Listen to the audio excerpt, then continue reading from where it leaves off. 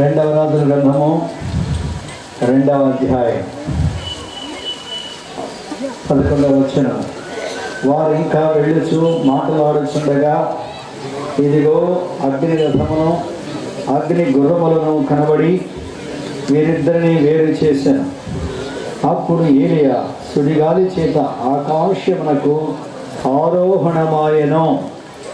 ప్రేమగల ప్రభు, ఈ పరిశుద్ధ లేఖనం నుండి కుడి వచ్చిన మనందరితో మాట్లాడనుగాక.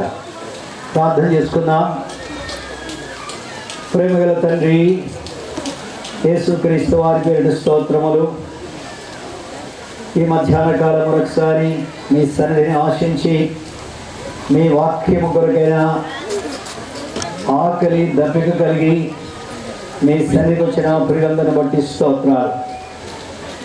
మీరే ఈ సమయంలో మా అందరితో మీరు మాట్లాడు నాయన. మీ లేఖనం నుండి మీ ప్రత్యక్షతను మాకివ్వండి. మీ దాసుని మరుగుపరచు. యేసుక్రీస్తు వారి మీద వేడుకొని ప్రార్థిస్తూ ఉన్నాము తండ్రి, ఆమేన్. మొదటి రాజుల గ్రంథము 19వ అధ్యాయము 4వ వచనములో దైవజనుడైన ఏలియా ఒక ప్రార్థన చేస్తున్నాడు. ఏంటి ఆ ప్రార్థన అంటే, చనిపోవాలనే కోరిక కలిగింది ఏలియాకు. విసిగిపోయాడు. దేవుని యొక్క సేవలో ఉండేటువంటి శ్రమలను చూచి తట్టుకోలేకపోయినాడు. అప్పుడు ప్రార్థన చేస్తున్నాడు, యెహోవా, నా పితరుల కంటే నేను ఎక్కువ వాడను కాను, ఇంత మట్టుకు చాలును, నా ప్రాణము తీసుకొనము. ఇది ఏలియా యొక్క ప్రార్థన. జ్ఞాపకం పెట్టుకోండి, దేవుడు మనందరి ప్రార్థనలను అన్ని సమయాలలో అంగీకరించడు. ఇప్పటి వరకు దేవుడు ఏలియా యొక్క ప్రార్థన ఆలకించాడు. ప్రభువా, ఈ విధవరాలు తన ఇంటికి చేర్చుకున్నది నాయన, తన బిడ్డ యొక్క ప్రాణం పోయింది, దేవా ఈ బిడ్డ ప్రాణము తిరిగి రానిమ్ము అని ప్రార్థన చేయగా ఆ విధవరాలి కుమారుడు బ్రతికినాడు. ఏలియా ప్రార్థన చేయగా ఆకాశం నుండి అగ్ని దిగి వచ్చి దహన బలి ద్రవ్యాన్ని దహించి వేసింది. ఇశ్రాయేలు అందరూ కూడా యెహోవాయే దేవుడు, యెహోవాయే దేవుడు అని కేకలు వేశారు. ఏలియా మోకాళ్ళలోని దేవస్థలో ప్రార్థన చేయగా ఆకాశము వర్షం ఇచ్చింది. వీటన్నిటికంటే ముందుగా చేసిన ప్రార్థన, దేవా ఆకాశము మూసివేయము అంటే దేవుడు ఆకాశాన్ని మూసివేశాడు, వర్షం లేకుండా చేశాడు. ఎన్ని ప్రార్థనలు? మొట్టమొదటి ప్రార్థన, వర్షము కురవవద్దు ప్రభువా, ఆకాశం మూసివేయి అన్నాడు, చేశాడు దేవుడు. ఆ తర్వాత 2వ ప్రార్థన, దేవా ఈ విధవరాలి కుమారుని బ్రతికించు అని ప్రార్థన చేశాడు. దేవుడు బ్రతికించాడు. ఆ పిల్లవాడిని బ్రతికించి కనికరించాడు. 3వది, దేవా ఆకాశం నుండి అగ్ని దిగి వచ్చి ఈ బలి ద్రవ్యాన్ని దహించు, వీరందరూ కూడా నీవే దేవుడు అని ఎరగాలి నాయన. ఆ రీతిగా దేవుడు అగ్ని కురిపించాడు. అందరూ కూడా యెహోవాయే దేవుడని ఒప్పుకున్నారు. 4వ ప్రార్థన, దేవా నీ మాట ప్రకారంగా వర్షం ఇవ్వు అని ప్రార్థన చేశాడు. మోపైన వాన కురిసింది. 4 ప్రార్థనలు ప్రత్యక్షంగా కనబడేటువంటి ప్రార్థనలు. ఇంకా కనబడకుండా ఆయన ఎన్ని ప్రార్థన చేసినాడో, ఎన్ని దినాలు ప్రార్థన చేశాడో మనం గ్రహించుకోవచ్చు. బహిరంగముగా 1 నిమిషము ప్రార్థన చేశాడు, ఆ ప్రార్థనకు జవాబు వచ్చింది అంటే రహస్యంగా కొన్ని దినాలు ప్రార్థన చేశాడని గుర్తుపెట్టుకోండి. మనం రహస్యంగా కొన్ని దినాలు ప్రార్థన చేస్తే, బహిరంగంగా 1 నిమిషం ప్రార్థన చేస్తే ఆ ప్రార్థనకు జవాబు వస్తుంది. 4 ప్రార్థనలు ప్రత్యక్ష ప్రార్థనలు. ఇప్పుడు 5వ ప్రార్థన, ప్రభువా నా ప్రాణము తీసుకొనము అనేటువంటి ప్రార్థన చేశాడు. ఏమిటి? ఎంత ధైర్యవంతుడు, అహాబుని ఎదిరించినవాడు, భయం లేకుండా అహాబును ఎదుర్కొన్నవాడు. ఇప్పుడు ఏమంటున్నా అంటే నా ప్రాణం తీసుకో అంటున్నాడు. అహాబు రాజభవనానికి వచ్చాడు, ఏలియా కూడా వచ్చాడు యెజ్రెయేలు గుమ్మానికి. ఆ రాత్రి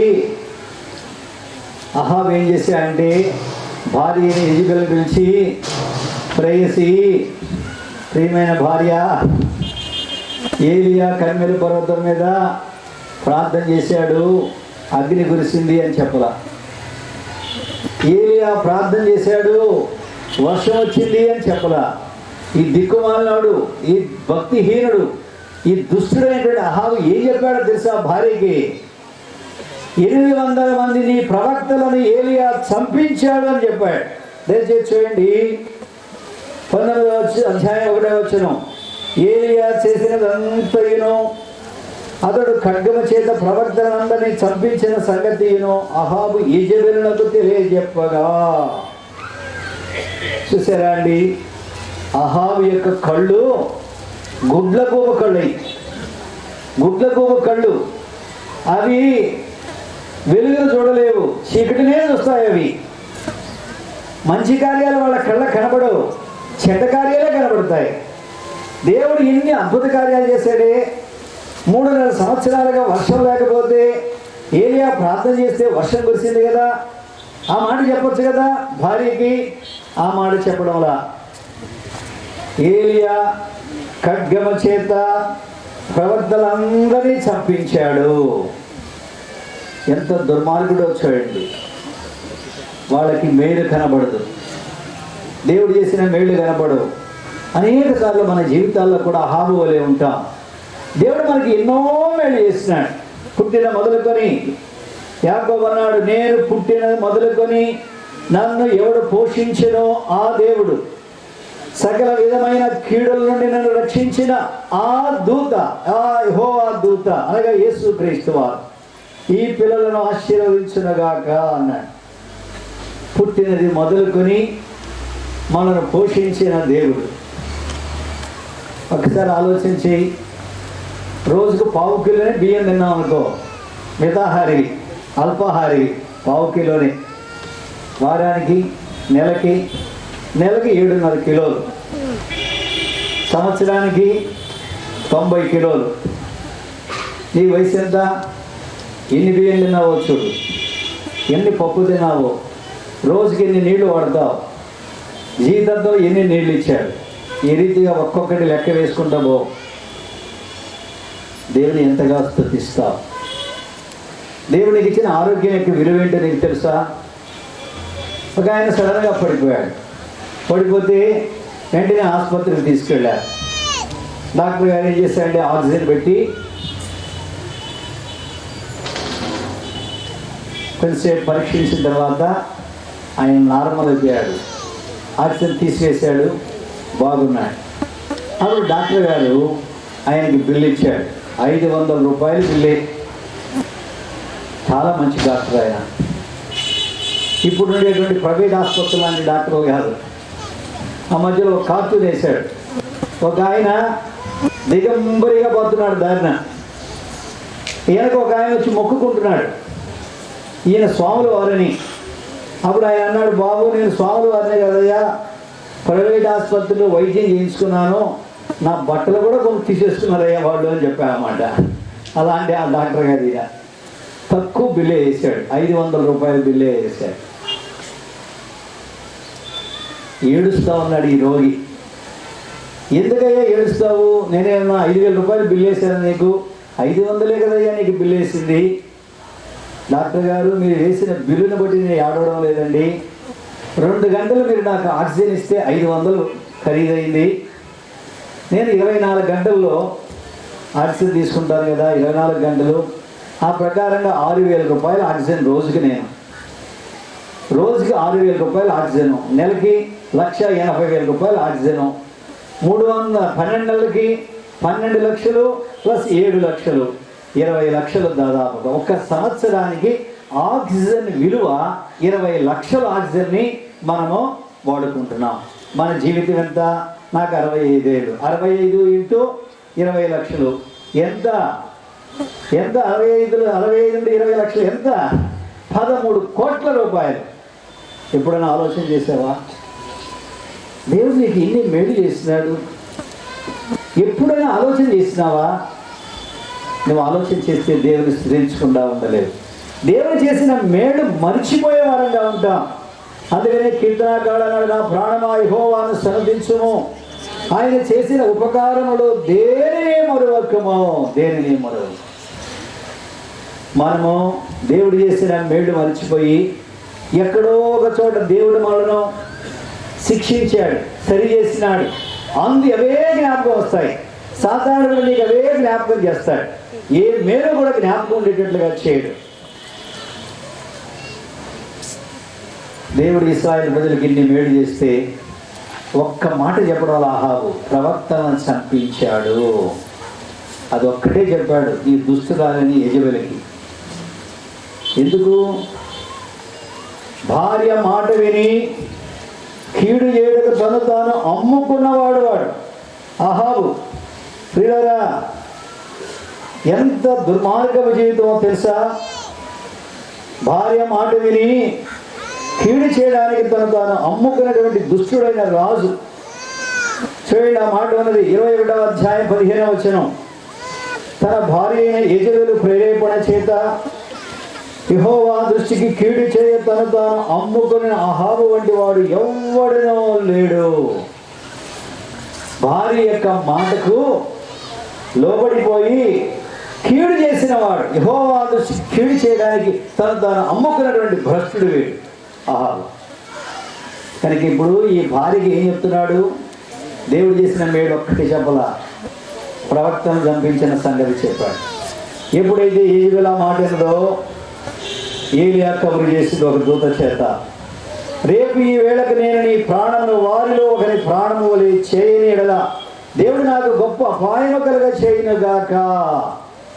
యెజెబెలు చెప్తాను ఈ మాట.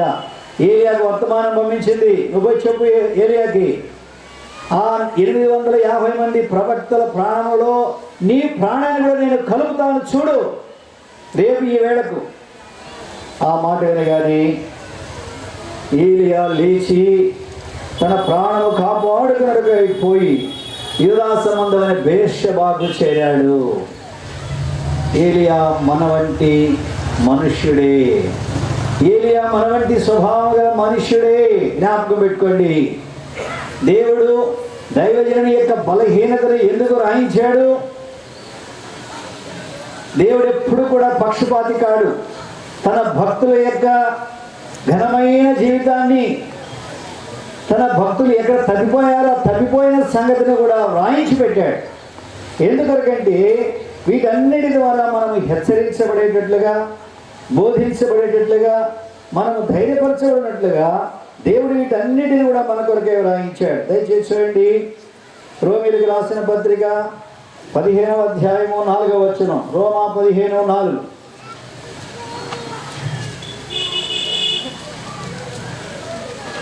ఏలైనగా ఓర్పు వలనను లేఖనముల వలని ఆదరణ వలనను మనకు నిరీక్షణ కలుగుటకై పూర్వమందు వ్రాయబడినవన్నీ మనకు బోధ కలుగు నిమిత్తము వ్రాయబడి ఉన్నవి. ఎందుకయ్యా పాత నిబంధన గ్రంథం మనకు అవసరం? నాడు మన క్రొత్త నిబంధనలో ఉన్నా మనకు పాత నిబంధన పనిలేదు, మన క్రొత్త నిబంధన చదివితే చాలు అన్నాడు. వాళ్ళు ఎలాంటి వాళ్ళు అంటే గ్రౌండ్ ఫ్లోర్ లేకుండా ఫస్ట్ ఫ్లోర్లో ఉండేవాడు. వాడు మేస్త్రిని పిలిచారు, అబ్బాయి మా గ్రౌండ్ ఫ్లోర్ వద్దు, ఫస్ట్ ఫ్లోర్ కట్టు అన్నాడు. ఏంటి పాస్టర్ గారు, గ్రౌండ్ ఫ్లోర్ కట్టకుండా ఫస్ట్ ఫ్లోర్ ఎట్టు కట్టేదండి? గ్రౌండ్ ఫ్లోర్లో స్తంభాలు పోస్తేనేనయ్యా ఫస్ట్ ఫ్లోర్ వచ్చేది. అట్లనా? అదే నా పాస్టర్ గారు మనకు చెప్తున్నారు పాత నిబంధన వద్దని. మరి పాత నిబంధన లేకపోతే క్రొత్త నిబంధన ఎట్టు వస్తుంది సార్? గ్రౌండ్ ఫ్లోర్ లేకుండా ఫస్ట్ ఫ్లోర్ అయినట్టుగానే పాత నిబంధన లేకపోతే క్రొత్త నిబంధనలు లేదయ్యా. కనుక ఎందుకు ఈ లేఖనాలు ఉన్నాయి? ఓర్పు వలనను లేఖనముల వలన ఆదరణ వలనను మనకు నిరీక్షణ కలుగుటకై పూర్వమందు వ్రాయబడినవన్నీ మనకు బోధ కలుగు నిమిత్తము వ్రాయబడి ఉన్నవి. ఏలియా యొక్క బలహీనతలను దేవుడు ఎందుకు రాసించాడు? ఏలియా కూడా మన వంటి మనుషుడే, మన వంటి స్వభావం గల మనుషుడే. ప్రాణం తీస్తానంటే భయం లేని వారు ఎవరు? ఎందుకు మనం ఇంతమంది వచ్చాం కదా, ఒక్కసారి పోలీసు వారు మనం చుట్టుముట్టారనుకోండి, గన్ను పట్టుకొని వచ్చేసారు. ప్రభుత్వం ఆజ్ఞాపించింది, కేంద్ర ప్రభుత్వం. ఆ కేఎస్పురంలో 2000 మంది కూడుకున్నారంటే వాళ్ళందరి సంగతి ఒకసారి చూడండి. కేసుపురాన్ని విడిచిపెడతారా, జైలుకు పంపమంటారా? రెండు మాటలు.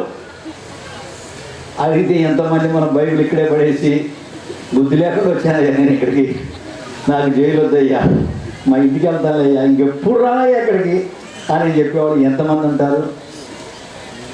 మనం ఏరియా మన వంటి స్వభావం గల మనుషుడే.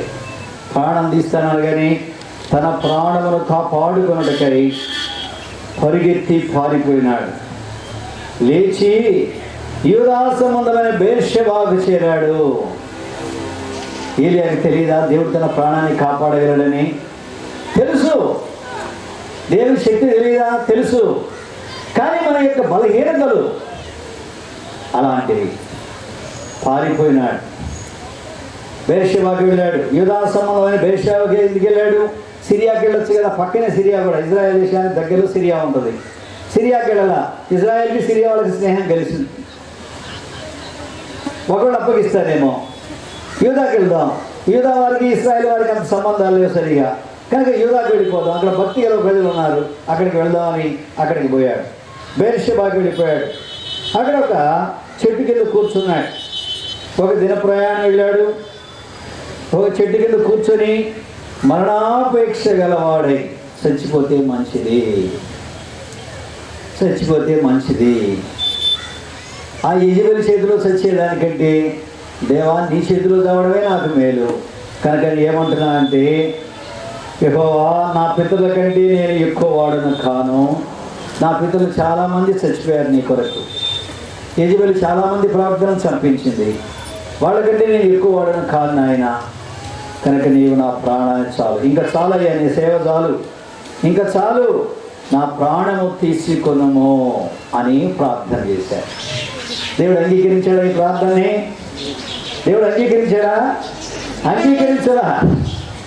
కనుక దేవుడు మనం చేసే ప్రతి ప్రార్థనను అంగీకరించడు. గుర్తుపెట్టుకోండి. మన ప్రార్థనకు 3 జవాబులు వస్తాయి. 1 ఎస్, అవును, నీవు ప్రార్థించినట్టుగా నీకు ఇస్తాను అంటాడు. 2 కొన్ని ప్రార్థనలకు జవాబు వెయిట్, వేచియుండు, నీ ప్రార్థనకు జవాబు ఇస్తాను కానీ ఇప్పుడే కాదు, వేచియుండు. 3 నో, నీ ప్రార్థన ఏమి జవాబు ఇవ్వను. కనుక దేవుడు ఇప్పుడు ఏరియా ప్రార్థనకి ఏం జవాబు ఇచ్చాడు? ఎస్ అన్నాడా, వెయిట్ అన్నాడా, నో అన్నాడా? వెయిట్ అన్నాడా? నో అన్నాడు. ఏలియా నీ ప్రార్థన నేను ఒప్పుకోను, నేను నీ ప్రాణం ఎందుకు తీసుకుంటాను? దేవుడు ఏలియా కొరకు ఏది సిద్ధపరిచాడో అది ఏలియాకి తెలియదు. జ్ఞాపకం పెట్టుకోండి ప్రియులారా. ప్రభు యొక్క సేవలో విశ్వాసినిగా ఈ భూమి మీద నువ్వు జీవిస్తున్నప్పుడు నిన్ను నన్ను నిరుత్సాహపరిచేటువంటి అనేకమైన పరిస్థితులు మనకి ఎదురొస్తాయి. అనేకమైన కష్టాలు గుండా విడవలసి వస్తుంది, ఒంటరితనంలో గుండా విడవలసి వస్తుంది. అందరిని విడిచిపెడతారు, అందరిని విడిచిపెడతారు. 2004 నుండి 2010 5 సంవత్సరాలు 8 నెలలు గుంటూరు సీఎంలో సేవ చేయడానికి ప్రభు కృపించారు. దాదాపుగా 30 మంది కొత్త వారు సేవకు వచ్చారు. నేను దినాల్లో 30 కుటుంబాలు. అంతకుముందు సేవకులు చాలామంది ఉన్నారు. ప్రభు మహిమార్థం చెప్తున్నాను. దేవుడు తన కృపను బట్టి అనేక మంది సేవకులకు వారి పిల్లల చదువు కొరకు సహాయం చేస్తూ వచ్చిన మందిరం డబ్బు కాదు అది.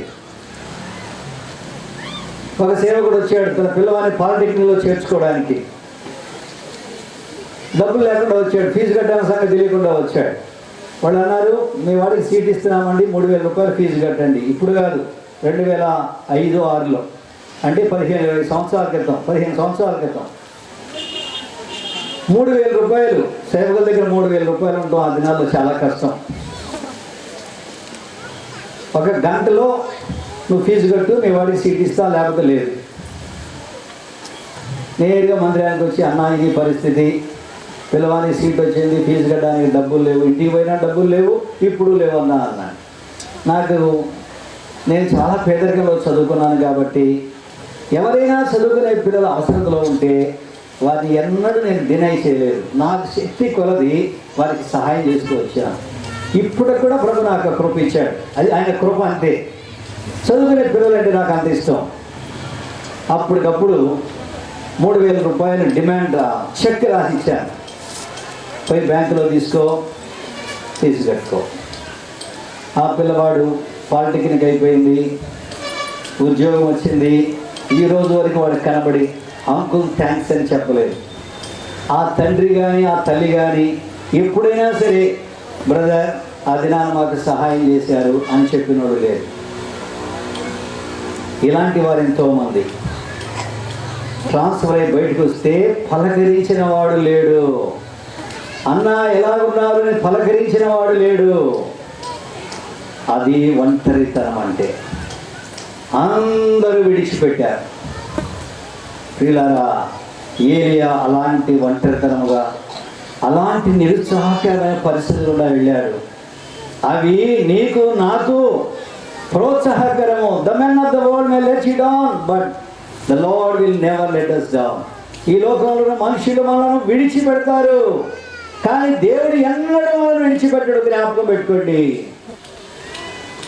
ఏమైపోయినారా, నా దగ్గర ట్రైనింగ్ అయినాడు 30 కుటుంబాలు ట్రైనింగ్ అయ్యారు. ఒక్కడ పలకరించరా, ఒక్కడ కూడా వచ్చి చూడరా ఎలా ఉన్నాడు అంకుల్ అని. అంకుల్ దగ్గరికి వెళ్తే మనకు కూడా ట్రాన్స్ఫర్ ఇస్తారా అని భయం అన్నమాట వాళ్ళకి. బతుకు తెరువు కొరకు, పొట్ట కూటి కొరకు మనుషులకు భయపడేటువంటి మనుషులు, సేవకులు ఎంతోమంది కనబడుతున్నారు. మరి అలాంటి పరిస్థితుల్లో, అలాంటి నిరుత్సాహకరమైన పరిస్థితుల్లో ఎవరు మనకు తోడు, ఎవరు మనకు ఆదరణ? నిన్ను నన్ను ప్రేమించి ప్రాణం పెట్టినటువంటి ఆ రక్షకుడని యేసు క్రీస్తు వారే. అన్న మా ఊరికి స్పెషల్ మీటింగ్స్కి రండి, మా ఊళ్ళో యూత్ క్యాంప్ జరగండి అని జరిగించండి ఎంతోమంది పిలిచారు. ఆంధ్రప్రదేశే కాదు, కర్ణాటక, తమిళనాడు అనేక ప్రాంతాలకు దేవుని వాక్యం తీసుకెళ్లారు. ఇది నాది కాదు, ఆయన ఇచ్చిన వర్తమానం. ఎవరు పలకరించలేదండి ఆ దినాల్లో. కేసుపల్లి వాళ్ళ తర్వాత పిలిచారు నన్ను ఇక్కడికి. మొట్టమొదటి 11లో వచ్చిండు గుర్తు నాకు. నేను అక్కడి నుంచి బయటకు వచ్చినాక వీళ్ళు పిలిచారు ఇక్కడికి. ఎందుకు ఈ మాట చెప్తున్నానంటే, ప్రతి ఒక్కరి జీవితంలో ఏలియాకు సంభవించిన పరిస్థితులు మనకు కూడా వస్తాయి. మన వల్ల మేలు పొందిన వారు మర్చిపోతారు, మన వల్ల ఆదరించబడిన వాళ్ళు దూరం అయిపోతారు, ఎవరు పలకరించరు. అలాంటి పరిస్థితులు ఏం చేయాలి? ఎవరి దగ్గరికి వెళ్ళాలి? ఎవరి దగ్గరికి వెళ్ళాలి? ఎవరి దగ్గరికి వెళ్ళాలి? ప్రభువా, ఇక చాలును, నీ సేవ చాలునయ్యా, ఇంకా నేను మళ్ళా ఉద్యోగానికి పోతానయ్యా అనేటువంటి ఆలోచనలు వస్తాయా? ఎందుకు రావు? వస్తాయి. మనం మనుషులము, మనం మనుషులే కదా. ప్రభువా, నా ప్రాణము తీసుకొనము అని ప్రార్థన చేశాడు. దేవుడు ఆ ప్రార్థన అంగీకరించాడు. ప్రార్థన చేసి ఏం చేశాడంటే నిద్రపోయాడు. చూడండి 19వ అధ్యాయము 5వ వచనం. అతడు బదరీ వృక్షము కింద పరుండి నిద్రించుచుండగా. కనుక ప్రార్థన చేశాడు, అలసిపోయాడు. ఎంత దూరం ప్రయాణం చేశాడు? సమరయ మొదలుకొని బెయేర్షెబా అంటే కేసుపల్ల నుంచి గిద్దలూరు కాదండి, కేసుపల్ల అంటే నంద్యాల కాదు, సమరయ పట్టణం నుండి బెయేర్షెబా దాదాపుగా కొన్ని 100 మైళ్ళు లేక 100 కిలోమీటర్ల దూరం. అది కాలినడకన పరిగెత్తాడు. గుర్రం లేదు, గాడిద లేదు. ప్రాణాన్ని కాపాడుకోవడానికి పారిపోయాడు. అలసిపోయాడు, ప్రార్థన చేశాడు. ఇంకా ప్రార్థన చేయడానికి కూడా ఓపిక లేదు, పరుండి నిద్రించాడు. ఆ రీతిగా నిరుత్సాహకరమైనటువంటి సమయంలో జీవము గల దేవుడు ఏలియాను విడిచిపెట్టలేదు. తన దూతను పంపాడు. దూతను పంపి తట్టి లేపినాడు. ఒక దేవదూత వచ్చి అతని ముట్టి, నీవు లేచి భోజనము చేయమని చెప్పాను. అతడు చూచినంతలో అతని తల దగ్గర నిప్పుల మీద కాల్చబడిన అప్పమును నీళ్ల పుట్టియు కనబడిన కనుక అతడు భోజనము చేసి తిరిగి పరుండెను. ఎవరండి భోజనం పెట్టింది? ఏలియాకు. ఆ దినాన కాకుల ద్వారా పోషించిన దేవుడు, సారెపతి విధవరాలింట్లో భోజనం పెట్టిన దేవుడు తన దూతను పంపి రొట్టెను పెట్టినాడు. అక్కడ నీళ్ల పుట్టేది అది అరణ్యంలో నీళ్లు దొరకవు, ఎడారిలో. కనుక నీళ్లు కావాలన్న సంగతి దేవుడికి తెలుసు. అక్కడంటే కెరీదు వాగుంది, ఇక్కడ వాగు కూడా లేదు, అంత ఎడారి.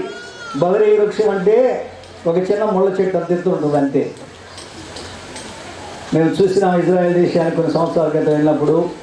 ఆ బెర్షెబాను చూసినాము, బెర్షెబా అరణ్యాన్ని చూసినాము. ఒక్క మొక్క కూడా కనపడదు, ఎడారి ప్రాంతంగా ఉంటుంది. మరి ఆ చిన్న చెట్టులో కిందని నిద్రపోయాడు. దేవుని దూత తట్టాడు, లేపినాడు, నీవు లేచి భోజనము చేయి. లేచి చూసినంతలో తల దగ్గర నిప్పుల మీద కాల్చిన అప్పమును నీళ్ల పుట్టియు కనబడింది.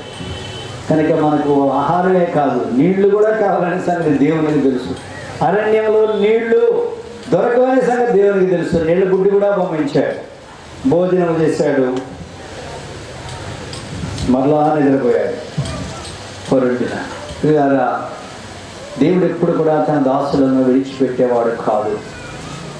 మనుషులు విడిచిపెట్టచ్చు, మనం సేవ చేసిన సంఘం మనను తరిమివేయవచ్చు, కానీ మనను సేవకు పిలిచిన దేవుడు మనను త్రోసివేయడు.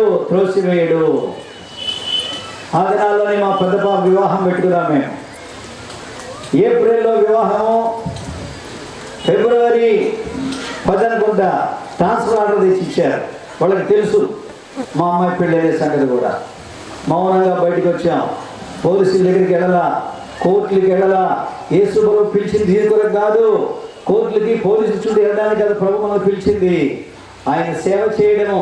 నీ సేవ మాకు వద్దు అంటే మూట ముళ్ళు సర్దుకుని వెళ్ళిపోవడమే కానీ అక్రమమైనటువంటి దుర్మార్గ కార్యాలు చేయడానికి దేవుడు మనకు తెరవలేదు. నేను పిలిచింది వాళ్ళ ప్రభువా. ఆ రీతిగా వెళ్ళిపోయాం. ఆ రీతిగా దినాల్లో మా అమ్మాయి పెళ్ళి, పెద్ద పాప పెళ్ళైతే ఎవరు మనకు తోడు? బంధువులందరినీ విడిచిపెట్టాము ఎప్పుడో. అది కూడా మేము చేసిన పొరపాటే. బంధువుల దగ్గరికి వెళ్ళలేదు, వాళ్ళు మా దగ్గరికి రారు, మేము వారి దగ్గరికి వెళ్ళము. ఇప్పుడు ఈ కష్టకాలంలో ఎవరు మనల్ని ఆదుకుంటారు? పెళ్లి చేయడం అనేది సంఘంలో ఉంటే పేద విశ్వాసం మొదలుకొని ధనవంతులైన విశ్వాసుల వరకు కాస్తో తప్పనిసరిగా సహాయం చేస్తారు. విశ్వాసులు మంచి వాళ్ళు, గుర్తుపెట్టుకోండి. నేను సీఎంలో ఉన్న విశ్వాసులు ఏమంటలేదు ఇప్పుడు ఈ రోజు కూడా. కానీ కొంతమంది ఉంటారు పనిని పాడు చేసేవారు. ఆ రీతిగా సేవకులు, పిల్లల పెళ్ళిళ్ళంటే విశ్వాసులు ముందుకొచ్చి ఏదో విధానంలో వారు ఆదుకునేవారుగా ఉంటారు. కనుక ఇప్పుడు మాతో మాట్లాడితేనే విశ్వాసులకు భయం అయిపోతే ఇంకా వాళ్ళే సహాయం చేస్తారు. ఆ దిన నేను పని మీద హైదరాబాద్కి వెళ్ళాను. ఇంట్లో నా భార్య ఒక్కతే ఉంది. ఆమె ఏడుస్తూ ఉందంట, ప్రభువా బంధువులు లేరు, విశ్వాసులు సంఘం అనుకొని సేవకు వచ్చాము, వాళ్ళు కూడా త్రోసివేశారు. ఇప్పుడు ఎవరు ప్రభువా, మా అవసరం తీర్చేది ఎవరయ్యా అని ఏడుస్తూ ఉందంట. నాకు తెలియదు, నేను హైదరాబాద్లో ఉన్నా. అప్పుడు నాకు ఒక ఫోన్ వచ్చింది. ఆ బ్రదర్ నాకు తెలుసు, చాలా ధనవంతుడు, ఆయన మంచి విశ్వాసి. ఆ ఊరి పేరు మీకు చెప్పను. ఆయన ఫోన్ చేసి, బ్రదర్ మీకు ట్రాన్స్ఫర్ వచ్చానంట, మీ కుమార్తె వివాహం అంట కదా, మాకు తెలిసింది. మీ కుమార్తె వివాహాన్ని మా మందిరంలో చేసుకోండి, నాన్ వెజిటేరియన్ అయినా ఆ భోజనం ఖర్చు అంతా మేమే భరిస్తాం బ్రదర్ అన్నాడు ఆయన. చూసావా, నేను ఇప్పుడు 2 సార్లు వాళ్ళ దగ్గరికి వాక్య పరిచయం చేశాను అంతే. అదే దినాల్లో బహ్రెయిన్ అనేటువంటి ఒక దేశం నుండి ఫోన్ వచ్చింది. బ్రదర్ మీ అకౌంట్ నెంబర్ ఇవ్వండి అని అడిగాడు. మా కుమార్తె పెళ్ళి అనేది వాళ్ళకి తెలియదు, సీఎంలో నేను బయటకు వచ్చాన సంగతి కూడా వాళ్ళకి తెలియదు. ఆయన ఫోన్ చేశాడు, అకౌంట్ నెంబర్ ఇవ్వండి బ్రదర్ అంటే, ఏంటి విశేషం అంటే, ఏం లేదు బ్రదర్, నాకు ఏరియర్స్ వచ్చినాయి, ఈ ఏరియర్స్లో దేవుని భాగం మీకు ఇవ్వాలని నేను అనుకున్నాను. నా భార్యతో చెప్తే ఆమెనది, నేను కూడా అదే అనుకున్నానండి, అట్లా మా ఇద్దరికి ఏక మనసు కలిగింది కనుక నేను కొంత పంపిస్తాను బదులని చెప్తే అప్పుడు ఆయనకి అకౌంట్ నెంబర్ ఇచ్చా. 2010లో సంగతి చెప్తున్నాను, 11 సంవత్సరాల క్రితం 60,000 రూపాయలు అకౌంట్లో వేశాడు ఆయన. వీళ్ళగా దేవుడు తన దాసులను మర్చిపోడు, తన దాసులను మర్చిపోడు. కానీ ఈ బెహ్రెన్లో వేసిన ఆయన బంధువు కాదు. కొన్ని సంవత్సరాల క్రితము, చాలా క్లుప్తంగా చెప్తాను, ఆంటీ ఫిలిప్ గారు ఫోన్ చేసి, అయ్యా పాండిచేరిలో అక్కడ విశ్వాసులు మీరు వచ్చి వాక్య పరిచయం చేయాలని కోరుతున్నారు అని చెప్పారు. బహుశా 2003 అనుకుంటా, 3 కానీ ఆ ప్రాంతం. సరే ఆంటీని వెళ్ళాను. వెళ్ళిన తర్వాత పరిచయం చేసి వచ్చేసాం. 2008లో బెహ్రెన్ నుంచి ఒక ఆయన ఫోన్ చేసి, బ్రదర్ క్రిస్మస్కి న్యూ ఇయర్కి మా దేశానికి రావాలి అని అడిగారు. ఆయన ఎవరో నాకు తెలియదు, నేను ఎవరో ఆయనకి తెలియదు. సరే నేను చెప్పాను, బ్రదర్ నా టికెట్ మీరే ఇస్తారు నాకు తెలుసు, అయితే మేము ఇద్దరం వస్తున్నాం, నా భార్య టికెట్ నేనే భరిస్తానని చెప్పాను. సరే వెళ్ళాము, దిగాము. వాళ్ళు ఎవరు నాకు తెలియదు, మేమెవరు వాళ్ళకి తెలియదు. ఎట్లా గుర్తుపట్టాలనుకుని వాళ్ళు బయట వెయిట్ చేస్తాం, అది ఎయిర్పోర్ట్ బయట గుర్తుపట్టారు. మన సులభంగా గుర్తుపట్టచ్చు, నన్ను గుర్తుపట్టకపోయినా ఆమె గుర్తుపడతారు. ఆ రీతిగా వెళ్ళారు, అక్కడ పరిచయం చేశాను. ఆ దినాల్లో నేను అడిగాను, ఆయన పేరు పీటర్ గారు, తెలుగు ఆయన కూడా కాదు. బ్రదర్ నేను మీకు తెలియదు, మీరు నన్ను ఎక్కడ పిలిచారు ఇక్కడికి అన్నాను. బ్రదర్ కొన్ని సంవత్సరాల క్రితం మీరు పాండిచేరిలో వాక్య పరిచయం చేశారు, మాది పాండిచేరి. నేను అక్కడికి సెలవులకు వెళ్ళినప్పుడు వాళ్ళు చెప్పారు, కొంచెంలో సహోదరుడు వచ్చాడు, వాక్య పరిచయం చేశాడు. అప్పటి నుండి నేను మిమ్ములను బెహ్రెన్కి పిలవాలని అనుకుంటున్నానండి. అప్పటికి 5 ఏళ్ళు ప్రార్థన చేస్తూ వచ్చాం, ఈ సంవత్సరం మిమ్మల్ని పిలిచినాము అన్నాడు. ఆ రీతిగా మేము బెహ్రెన్కి వెళ్ళినప్పుడు బాప్తిసాలు ఏర్పాటు చేశారు. ఆ దినాన ఆ బాప్తిసాలకు భార్య సిద్ధంగా ఉంది, భర్త సిద్ధంగా లేదు. ఆ రాత్రి వాళ్ళ ఇంటిలో ఉండి విజయ్, భవాని వాళ్ళ ఇంటిలో ఉండి వాక్యాన్ని వివరించి చెప్పినప్పుడు ఆ భర్త కూడా బాప్తిసానికి సిద్ధమయ్యాడు. ఆ రీతిగా భార్యాభర్తలు ఇద్దరు ఆ దినాన బాప్తిసంలో సాక్ష్యం ఇచ్చారు. అది ఇప్పుడు 2008, 2010, 2 ఏళ్ళు అయిపోయింది. నా కష్టం ఏంటో వాళ్ళకి తెలియదు, నేను ఎలాంటి శ్రమ గుండా వెళ్తున్నా వాళ్ళకి తెలియదు. ఆ రీతిగా దేవుడు అవసరత తీర్చాడు. ఎన్నో సంవత్సరాల తర్వాత మనకు రాబోయేటువంటి అవసరతను దేవుడు ఎరిగినాడు. దేవదేవుడు భక్సింగ్ గారు ఇలాంటి సంగతులు ఎన్నో రాసినాడు. ఆయన అనుభవంలో ఎన్నో ఉన్నాయి. ఆయన యొక్క దర్శనంలో, ఆయన అనుచరుల యొక్క తర్ఫీదులో ఉన్న మనము కూడా ఇలాంటి అనుభవాలను రుచి చూచినాం. దేవుడు నమ్మకస్తుడు. భక్సింగ్ గారి దేవుడే మన దేవుడు. 2010లో నాకు ఏ అవసరం వస్తుందో 2003లోనే దేవుడు ఎరిగి నన్ను పాండిచేరికి పంపించాడు. ప్రతిఫలం అపేక్షించి వెళ్ళవద్దు ఎక్కడికి, సేవకి. దేవుడు నీ కొరకు ఏమి సిద్ధపరిచాడో మనకు తెలియదు. ఆ రీతిగా ఆ దినాల్లో 60,000 రూపాయలు పంపించాడు. మరి భోజనం అంతా ఏర్పాటు చేస్తాను కదా ఆయన. మా అల్లుడు వాళ్ళ తండ్రి పలానా చోట అక్కడైతే వద్దండి, నాగార్జున యూనివర్సిటీ ఆడిటోరియంలో పెళ్ళయింది, ఇక్కడే చేద్దామండి అన్నాడు. అప్పుడు ఆయన చెప్పినప్పుడు ఆయన ఏం చేశాడంటే ఒక రెస్పాన్సిబుల్ బ్రదర్ చేత 50,000 రూపాయలు పంపించాడు. వీళ్ళరా భక్సింగ్ గారి దేవుడు నీ దేవుడు, నా దేవుడు కూడా. మన కష్టకాలంలో మనుషులు విడిచిపెడితే ప్రభు విడిచిపెట్టడు. నమ్మదగిన దేవుడు ఆయన. కానీ ఏలియాను దేవుడు విడిచిపెట్టలేదు. పారిపోతూ ఉంటే, ఆకలితో పడి ఉంటే కాకులు కాదు దూతను పంపించినాడు. ఆ దూత వచ్చి భోజనం సిద్ధపరిచాడు, నీళ్ళ బుడ్డి కూడా తీసుకొచ్చాడు. అక్కడ దూత వచ్చి రొట్టె తీసుకుపోద్దామంటే వెనకరావయ్యా అది ఎడారి, అక్కడ నీళ్లు దొరకవు, నీళ్ళ బుడ్డి కూడా తీసుకుపోవని చెప్పుకుంటాడు దేవుడు. ఆ రీతిగా దేవుడు తన దాసుని బలపరిచాడు. రెండవసారి మళ్ళా నిద్ర లేపాడు. నీ శక్తికి మించిన ప్రయాణం అన్నది, నీవు లేచి భోజనము చేయము. ఆ రీతిగా భోజనం చేశాడు. ఆ భోజన బలంతో 40 పగళ్ళు 40 రాత్రులు నడిచి దేవుని పర్వతం నుండి హోరేబుకి వచ్చాడు, అదే సినాయి కొండకు వచ్చాడు. అక్కడ దేవుడు ప్రత్యక్షమయ్యాడు. దయచేసి మీరు తర్వాత చదవండి. ఈ సత్యం అంతా కూడా 19వ అధ్యాయంలో ఉన్న విషయాలు చదవడం మనకెంతో ఆశీర్వాదం. అక్కడికి ఒక గుహలో ఉన్నాడు. అక్కడ గుహలో ఉంటే ఒక స్వరం విన్నాడు, ఏలియా ఇచ్చిన నీవు ఏమి చేయించున్నావు? ఈ పని ఇక్కడ కాదు కదా, ఈ పని ఇశ్రాయేలు దేశంలో. ఇప్పుడే వాళ్ళు యెహోవాయే దేవుడు అన్నారు.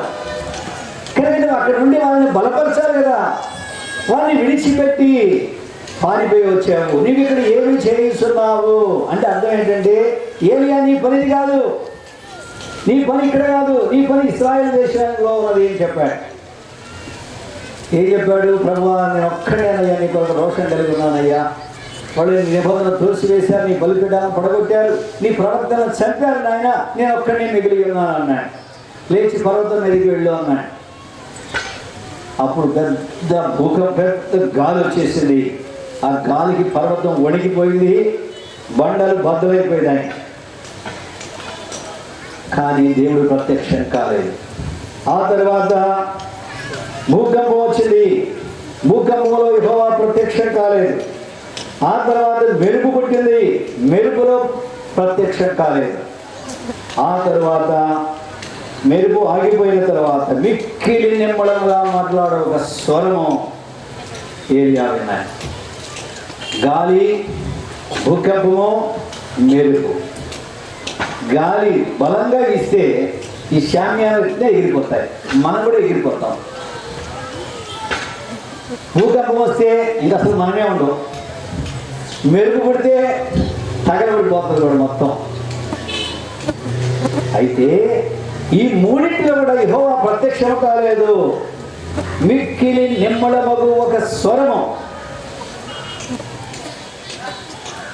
కనుక దేవుడు మాట్లాడే విధానం అది. కనుక ఈనాడు అనేక మంది క్రైస్తవులు పెద్ద పెద్ద శబ్దాలు, పెద్ద పెద్ద వాళ్ళకి భూకంపం కావాలా, లేకపోతే మెరుపు కావాలా, గాలి కావాలా అని ఎదురు చూస్తూ ఉంటున్నారు. కంటికి కనబడేటువంటివి, చెవికి వినబడేటువంటివి వాళ్ళకి కావాలి. కానీ దేవుడు అందు ప్రత్యక్షం కావడం లేదు. భక్సింగ్ గారు కాన్వకేషన్లో ఈ వర్తమానం చెప్తుంటే నేను విన్నాను. ఇప్పటికీ ఈ మాట నా జ్ఞాపకం ఉన్నది. మిక్కిలి నిమ్మళముగా మాట్లాడు స్వరము. అవును ప్రియులారా, దేవుడు మాట్లాడే విధానం అది. పెద్ద పెద్ద శబ్దాల్లో కొన్ని చర్చెస్ ఉంటాయంట. కలర్ బల్బ్స్ వేస్తుంటారు. అక్కడ మాట్లాడుతా అండి, ఒకసారి నల్లగా కనపడతారు, ఒకసారి ఎర్రగా కనపడతారు, ఒకసారి తెల్లగా కనపడతారు, ఒకసారి పుల్లగా కనపడతారు. అట్లా రంగులు మారుస్తూ ఉంటారు అన్నమాట చర్చెస్లో. అబ్బో, ఎంత బాగుంది ఈ చర్చి, ఎన్ని రంగులు వస్తున్నాయిలా అది. అలాంటి వాటికి వెళ్తున్నారు. ఎవరు చదువులేనివాడు కాదు, బాగా చదువుకున్నాడు. ఇంకా చెప్పాలంటే డాక్టర్లు ఎక్కువ ఉంటారు అక్కడ. ఆ ఊరి పేరు చెప్పను మళ్ళా. ఆ పిల్లోడు మా పిల్లోడు అంటే మాకు తెలిసిన పిల్లోడే. మీరు పోయి చెప్పారనుకోండి నా మీదకి వస్తారు, అంకులు ఏంది అంకులు అని అంటాడు. అర్థమైందా? వాటి వెంటప్పుడు చెప్తున్నారు. కంటికి కనబడేటువంటి ఆకర్షణ కొరకు చెప్తున్నారు. చెవికి వినబడి పెద్ద పెద్ద శబ్దాలు, డ్రమ్ములు మోగిస్తూ ఉంటారు.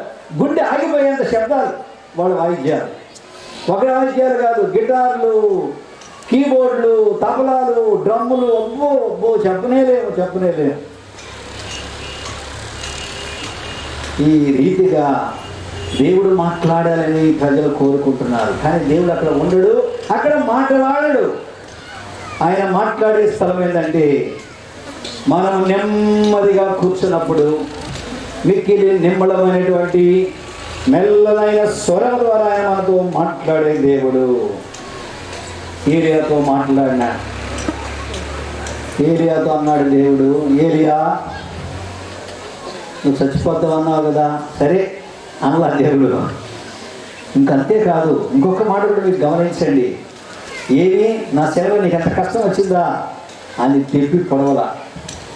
ఏమి సూటిపోటు మాటలు అనలేదని దేవుడు ఏలియాను ఎంతగా ప్రేమతో మాట్లాడుతున్నాడో చూసావా? చూడండి 15వ వచనం. అప్పుడు యెహోవా అతనికి సెలవిచ్చినది ఏమనగా, నీవు మరలి అరణ్య మార్గమున దమస్కమునకు పోయి దానిలో ప్రవేశించి సిరియా దేశం మీద హజాయేలునకు పట్టాభిషేకము చేయి. ఇశ్రాయేలు వారి మీద నిమిషీ కుమారుని యెహూకు పట్టాభిషేకము చేయను. నీకు మారుగా ప్రవక్త అయినకు అబీమహోలా వాడైన షాపాతు కుమారుడైన ఎలీషాకు అభిషేకము చేయము. దేవుడు ఏలియాతో చెప్పినప్పుడు తన పతనాన్ని గురించి మాట్లాడడం లేదండి.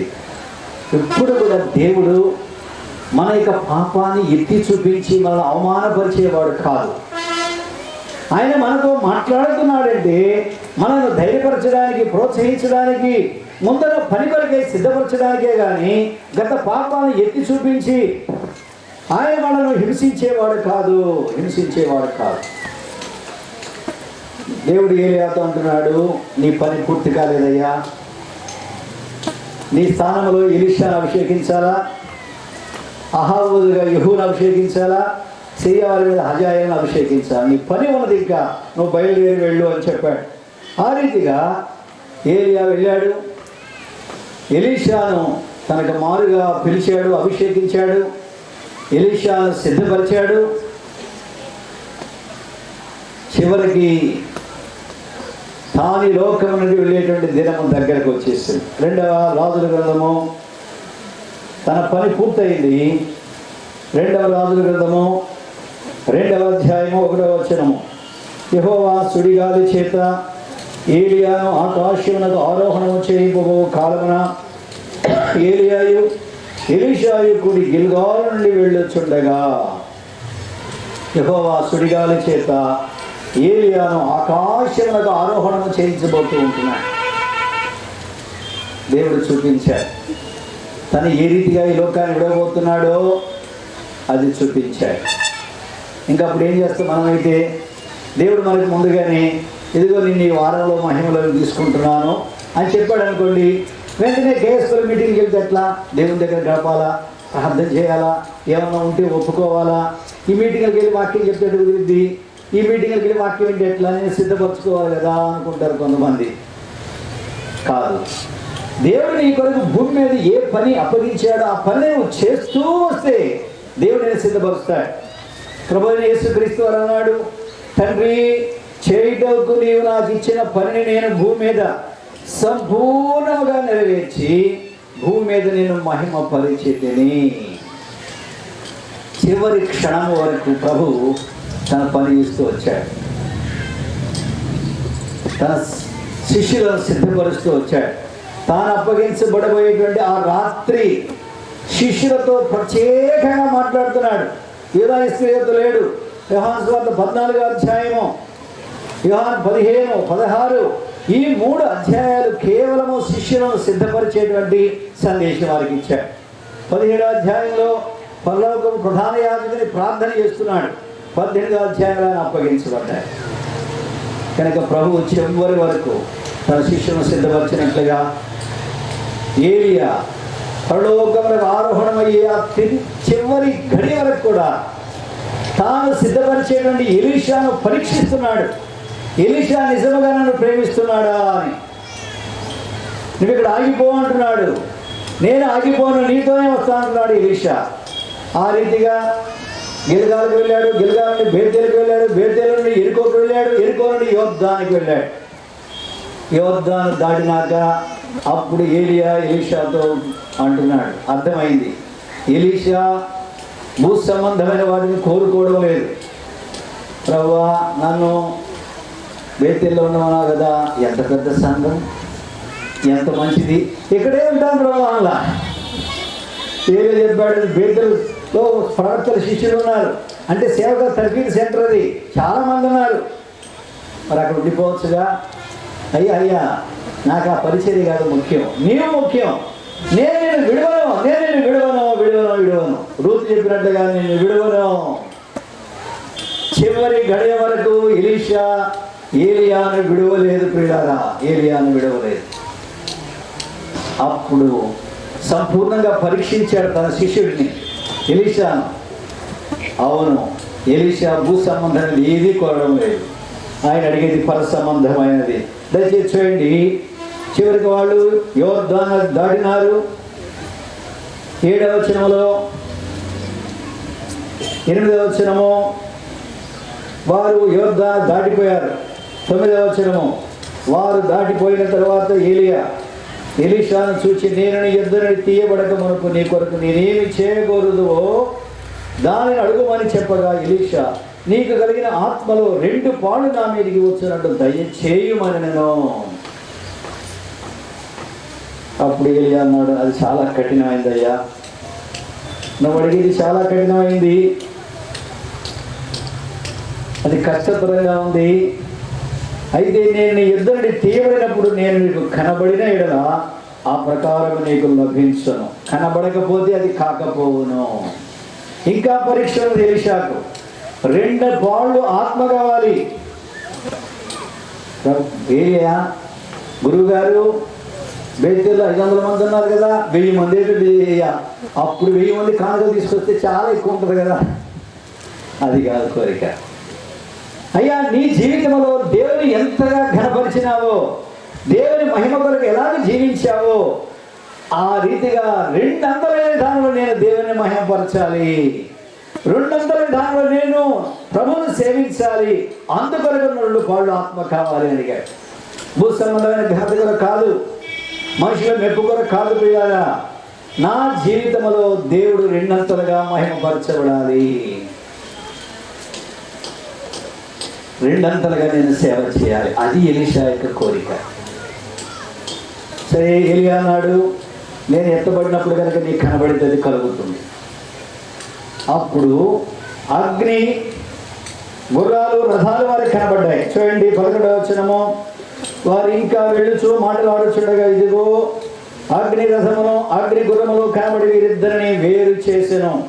అప్పుడు ఏలియా సుడిగాలి చేత ఆకాశమునకు ఆరోహణమాయెను. ఎలీషా అది చూచి, నా తండ్రి, నా తండ్రి, ఇశ్రాయేలు వారికి రథమును రౌతులను నీవే అని కేక వేసి, మన అవసరం తీర్చేవాడు, మనకు భోజనం పెట్టేవాడు, మనం ఊహించిన దానికంటే ఘనమైన దానంలో మనల్ని సిద్ధపరిచేటువంటి దేవుడు ఆయన. ఆ ఘనమైన దేవుడు, మహిమగల దేవుడు ఈ మధ్యాహ్న కాలం నేను పిలుస్తున్నాను. ఈ మహిమ నీకు వద్దా? దేవుడిచ్చే ఘనత నీకు వద్దా? యజమాని వలె చావాలనుకుంటున్నావా? నిశ్చయమైన మరణం కుక్కల చేత తిరివేయబడాలనుకుంటున్నావా? నిశ్చయమైన నాశనానికి, నరకానికి పోవాలనుకుంటున్నావా? వద్దు, వద్దు. దేవుడు అది కోరుకోవడం లేదని ఈ విషయంలో. నిన్ను కూడా తన బిడ్డగా స్వీకరించాలని, నిన్ను కూడా తన మహిమ కొరకు సిద్ధపరచాలని కోరుకుంటూ ఉంటున్నాడు. సర్వకృపాని దేవుడు తన నిత్యమైన మహిమకు మనం పిలుస్తూ ఉంటున్నాడు. ఆయన కొంచెం కాలము శ్రమపడిన పిమ్మట తానే మిమ్మల్ని పూర్ణులుగా చేసి స్థిరపరిచి బలపరచును. సర్వకృపానిధికి దేవుడు నేను పిలుస్తున్నాడు. యాకోబు దేవుడు నేను పిలుస్తున్నాడు. దేని కొరకు? తన నిత్య మహిమకు. ఏలియాకి ఏ మహిమ ఇచ్చినాడో అదే మహిమతో మనం ఒక దినమున మార్పు చెందుతాం. లేకపోతే ప్రభు రాకముందే మనం లోకాన్ని విడిస్తే ఆ దినమున మనం మృతుల్లో నుండి మహిమగల దేహంతో లేస్తాం. సజీవులుగా ఉంటే మార్పు చెందుతామో వారు మనం కలిసి మేఘముల మీద ప్రభు ఎద్దు కొనిపోబడతాం. ఎంత గొప్ప శుభప్రద నిరీక్షణ! కలువరి శిలువలో యేసు క్రీస్తు వారు చేసిన బలియాగమును బట్టి ఉచితముగా మనకు అనుగ్రహించబడుతున్నది. ఏమీ చేయవలసిన అవసరం లేదు ప్రియులారా, ఏమీ చేయవలసిన అవసరం లేదు. ఇది ఉచితము. తన రక్షణను కోరుకునే వారికి ఆయన దాన్ని అనుగ్రహించువాడు. నువ్వు కోరుకుంటేనే దానంతరం నీకు కలగదు ప్రియులారా. ఈ రక్షణ నీకు కావాలంటే ఇప్పుడే కోరుకో, ప్రభు నిన్ను రక్షిస్తాడు. ప్రార్థన చేసుకుందాం. ప్రభు వాక్యాన్ని దీవించుగాక. ఆమేన్. ప్రార్థన చేద్దాం. తల వంచండి. ఎవరు కదలవద్దు, దయచేసి ఎవరు కదలవద్దని మా మనవి. మీరు దేవుని పనికి ఆటంకం కలిగించకండి. మీరు లేచి తిరిగితే కలవరం కలుగుతుంది. దయచేసి మోకరించండి. ప్రియమైన సహోదరుడా, సహోదరి, సర్వకృపానిధికి దేవుడు నేను పిలుస్తున్నాడు అయ్యా. తన మహిమకు పిలుస్తున్నాడు, తన రాజ్యానికి పిలుస్తున్నాడు. నీకు రాజ్యం ఇవ్వడానికి చిన్నమంద భయపడరు. నీకు రాజ్యం అనుగ్రహించడానికి మీ తండ్రికి ఇష్టమై ఉన్నది. ఆయన ఈ రక్షణ నీకు ఉచితంగా ఇవ్వాలని కోరుకుంటున్నాడు. నువ్వు అడిగితే ఇస్తాడంతే, అడగకపోతే ఇవ్వడు, ఇవ్వలేడు. కోరుకుని వారికి రక్షణ ఇచ్చే దేవుడు. ఈ రక్షణ కోరుకోవా? ఇంకా నీ హృదయాన్ని ప్రభుకి ఇవ్వలేదా? ఇప్పుడైనా నీ చేతిని చూపించు. ప్రభువా, నేను పాపిని, నన్ను క్షమించు. ఎన్నో సంవత్సరాలుగా నీ మాటలు వింటున్నాను, పెడచెవి పెట్టానయ్యా. ఓ దేవా, నేను ఎప్పుడో ఎనిమిదవరే చావలసిన దాన్ని నన్ను కనికరిస్తున్నావు, నా దినాలను పొడిగిస్తున్నావు నాయన. ఈ సమయంలో నా పాపం ఒప్పుకుంటున్నా, నన్ను రక్షించు ప్రభువా, నన్ను రక్షించు అని నీ పాపమును ఒప్పుకొని ప్రభుకు ప్రార్థన చేస్తే ప్రభు ఇప్పుడే నేను రక్షిస్తాను. ఎవరైనా ఎక్కడైనా ఈ రీతిగా తీర్మానం చేస్తూ ఉంటే మీ చేతిని కనబడినట్లుగా చూపించండి. మీ చేతిని కనబడినట్లుగా చూపించండి. మీ యొక్క కార్డు తీసుకురావడుతుంది. ప్రియమైన సహోదరుడా, ప్రభు నేను కరుణించినగాక. దైవ సేవకులు, బాధ్యతలు వారు దయచేసి సహాయం చేయండి. త్వరగా కార్డు తీసుకెళ్ళండి. దైవ సేవకురాండ్రు కూడా, ప్రియ సహోదరి, ప్రభు నేను కరుణించినగాక. తన మహిమకు నేను పిలిచిన దేవుడు నమ్మదగిన వాడు. మీ కార్డు అందే వరకు చేతిని చూపించండి. ఇంకా వాలంటీర్స్ దయచేసి త్వరగా సహాయం చేయండి. కార్డు అందే వరకు మీ చేతిని చూపించండి. అలా మీ ఇద్దరు కూడా వెళ్ళాలి. కార్డ్స్ త్వరగా తీసుకోండి. ఇక్కడ కొంతమంది చేతి చూపిస్తున్నారు, చూడండి, తీసుకోండి. ప్రియ సహోదరి, ప్రభు నేను కరుణించిన కానీ ప్రభువును గ్రహించే నిత్య మహిమలోనే ఉండాలని ఆయన కోరుతూ నీకు సమయం ఇస్తున్నాడు. ఇది దేవుడు అనుగ్రహించే సమయం. ప్రియులారా, యవనస్తులారా, కళ్ళు మూసుకునే ప్రార్థనలో ఉండండి. కళ్ళు తెరిచి చూడవద్దు, ప్రార్థనలో ఉండండి. విశ్వాసులైన వారు ప్రార్థనలో ఉండండి. అక్కడ కుర్చీలో కూర్చున్న వారికి కూడా కాడందించండి. ఎవరైనా ఎక్కడైనా ప్రభు నిన్ను దర్శించిన సమయం ఇది, పోగొట్టుకోవద్దు. నేడు అనుకున్న సమయం ఉండగానే ఇదే అనుకూలమైన సమయము. నీ హృదయాన్ని ప్రభుకి ఇవ్వు. యేసు, ప్రభువా నేను పాపిని, నన్ను రక్షించు, ప్రభువా నన్ను క్షమించు అని అడుగు. సమృద్ధి అయిన ప్రవేశాన్ని ప్రభు మనకి ఇవ్వడానికి కోరుకుంటున్నాడు. ఇంకా ఎవరైనా ఉన్నారా? ప్రభు నీతో మాట్లాడుతూ ఉంటే నీ హృదయాన్ని కఠినపరుచుకోవద్దమ్మా. యవనస్తుడా, హృదయాన్ని కఠినపరుచుకోవద్దు. పందిరిలో కూర్చున్న వారేమి, నిలబడిన వారేమి, బయట రోడ్డు మీద ఉన్న వారేమి, ప్రియమైన స్నేహితుడా, దయచేసి నీ హృదయాన్ని ప్రభుకి, ఆయన యొక్క ప్రతినిధులముగా, ఆయన దాసులముగా, ఆయన పనివారులముగా మేము మిమ్మల్ని బ్రతిమలు ఆడుతూ ఉన్నాం. అయ్యా, ఈ రక్షణ అనుభవించిన మీరు కూడా ఈ రక్షణ అనుభవించాలని మిమ్మల్ని బ్రతిమలు ఆడుతూ ఉంటున్నామయ్యా. దయచేసి మీ హృదయాన్ని ప్రభుత్వమై మీ జీవితం మార్చబడుతుంది. ఎవరైనా సరే, రోడ్డు మీద కూర్చున్న వారు, షాపుల దగ్గర ఉన్నవారు, ఈ మైక్ శబ్దము వినేటువంటి ప్రతి ఒక్కరూ మీ గృహాల్లోనే మీరుండి వాక్యం వింటూ ఉంటే అక్కడే మీ చేతిని చూపించండి. ప్రియుడా సహోదరి, ప్రభు నీ చేతిని చూస్తున్నాడు, మేము కాదు. మీ ఇంటిలోనే మీరు చేతి చూపించండి. నీ చేతిని చూసిన ప్రభువు నీకు బహుమానం ఇస్తాడు, రక్షణ వరము ఉచితముగా ఇస్తాడు, నిత్య మహిమకు పాత్రునిగా చేస్తాడు. ఇంకా ఎవరైనా ఉన్నారా? ఎవరైనా ఎక్కడైనా దయచేసి మీ చేతిని చూపించండి. చివరి ప్రార్థన చేయబోతున్నా. ప్రేమగల పరలోకపు తండ్రి, యేసుక్రీస్తు వారి పేరిట స్తోత్రములు. ఎంత దయగల దేవుడు నాయన. కురిగిపోయిన వారిని లేవనెత్తేవాడు, పడిపోయిన వారిని ఉద్ధరించేవాడు. దేవా, నిరాశ నిస్పృహలో కనికరించు నాయన. మీ గొప్ప కార్యం చేయండి. నిర్మాణం చేస్తున్న బిడ్డలను బట్టి స్తోత్రాలు. వారి హృదయాల్లో మీ కార్యం నూతనపరచు. రక్షణ నిశ్చిత దయచేయండి. బాప్తిసం కొరకే సిద్ధపరచండి. ఎవరు ఇంకా హృదయాన్ని కఠినపరుచుకున్నారో దేవా, అలాంటి వారితో మాట్లాడు నాయన. అయ్యా, పాపమును కలుగు భ్రమ చేత వారి హృదయాన్ని కఠినపరుచుకుంటున్నారు నాయన. అయ్యా, వారిని కనికరించు. పరిశుద్ధాత్మ దేవా, వారిని సంధించు. మీరే మహిమ పొందమని కృతజ్ఞత వందనములతో యేసుక్రీస్తు వారి పేడ వేడుకొని ప్రార్థిస్తూ ఉన్నాము తండ్రి. ఆమేన్. మనందరం కలిసి 529వ పాట పాడుకుంటాం. ఈ లోక యాత్రలో నేను సాగుతున్నా